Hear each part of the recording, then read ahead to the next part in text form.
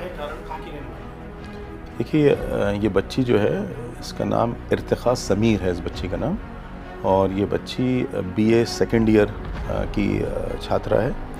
और ये रहने वाली जो है हावड़ा, वेस्ट बंगाल की रहने वाली ये बच्ची है। और इसके बारे में कल जैसे ही रात में हमें पता चला तो 7-8 मिनट में ही हमारी जो, क्योंकि फ़ीमेल लड़कियों का हॉल था, तो हमारी जो प्रोफेसर इफ़त असगर मैडम जो हैं वो वहाँ पहुँच गई थी इमीडिएटली। इन्फॉर्मेशन जैसी मिली हमें तो पता चला कि 28 तारीख को ये बच्ची अपने घर से लौट के आई थी यहाँ पर, और उससे पहले अपने पेरेंट्स के पास ही थी। और कुछ इस टाइप की भी इन्फॉर्मेशन है कि आने के बाद से कुछ फैमिली या जो भी रीज़न्स रहे होंगे, बच्ची कुछ अपने घर के उससे कुछ डिस्टर्ब थी, कुछ परेशान थी किसी उससे। और कल भी ये बताया कि वहाँ के रेजिडेंट्स ने कि उसकी मदर ने किसी वहीं के बंगाल की उनके क़रीब में रहती है बच्ची, उसको फ़ोन करके कहा कि बहुत देर से मेरी कॉल को रिसीव नहीं कर रही है, उससे पहले मेरी कुछ बात हो रही थी, किसी बात पे डांट दिया था या क्या हो गया था। जो ये सब जो सुनी हुई बातें अब तक सामने आ रही हैं, सच्चाई तो पेरेंट्स इस वक्त अलीगढ़ आएंगे और उम्मीद ये है कि वो पहुंच जाएंगे अगले 2-3 घंटे में, क्योंकि वो रात में हमारी बात हुई है, वो रात में चल दिए थे। तो उसके बाद कुछ डिस्टर्बेंस का पता चला कि कुछ प्रॉब्लम है, तो वहाँ पर बच्चियों ने जाके देखा तो ये पता चला कि बच्ची ने ये अपने साथ कर लिया था। तो जैसी इन्फॉर्मेशन मिली यूनिवर्सिटी एडमिनिस्ट्रेशन को, तो हमने फ़ौरन जो स्टैंडर्ड हमारा प्रोटोकॉल है, पुलिस एडमिनिस्ट्रेशन को फ़ौरन इन्फॉर्म करा।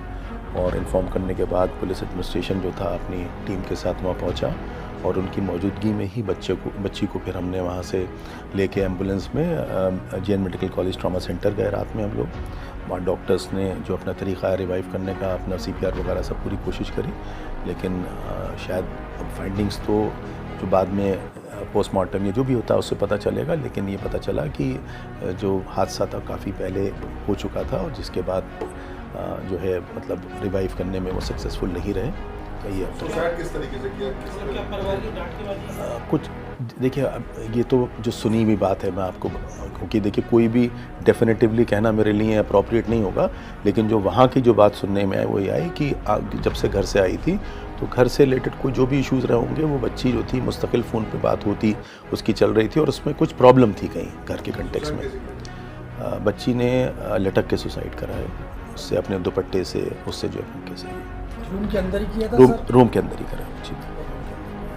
उस वक्त IG हॉल है, उस वक्त इत्तेफाक से उस वक्त रूम पार्टनर कहीं गई हुई थी दूसरे से मिलने, तो अकेली थी उस वक्त रूम में, और उसने अंदर से बंद करके वो करा। इंसिडेंट कितने बजे का होगा सर? देखिए ये तो निकलेगा उसके बाद कि एग्जैक्टली हमें जब पता चला, हमें तो 1 बजे पता चला, 1:08 पे हम लोग सब लोग वहाँ मौजूद थे। और उसके बाद से ही पूरे हमने अपनी जो प्रोटोकॉल हम लोग फॉलो करते हैं, पुलिस को इन्फॉर्म करना, पुलिस का पहुँचना, वो सारी चीज़ इमीडिएटली हमने करी। और रात में जब ये मालूम चला तो VC मैडम को हमने इन्फॉर्म करा, तो VC मैडम भी ट्रॉमा सेंटर में गई है। सुबह 4 बजे करीब लौटे हम लोग वहाँ से। VC मैडम भी साथ में थी, वाइस चांसलर मैडम, और सबको बहुत ही अफसोस और बहुत ही शॉक्ड है। पेरेंट्स को इन्फॉर्म करा, पेरेंट्स भी रात में वहाँ से हमारे पास इन्फॉर्मेशन हम चल दिए हैं वहाँ से जो हमारे पास खबर है, और उम्मीद करते हैं कि अगले 1-2 घंटे में वो पहुँच जाएंगे यहाँ पर। तो बाकी और जो चीज़ें हैं उनसे बातचीत करने के बाद पता चलेंगी कि बेसिकली इशू क्या था।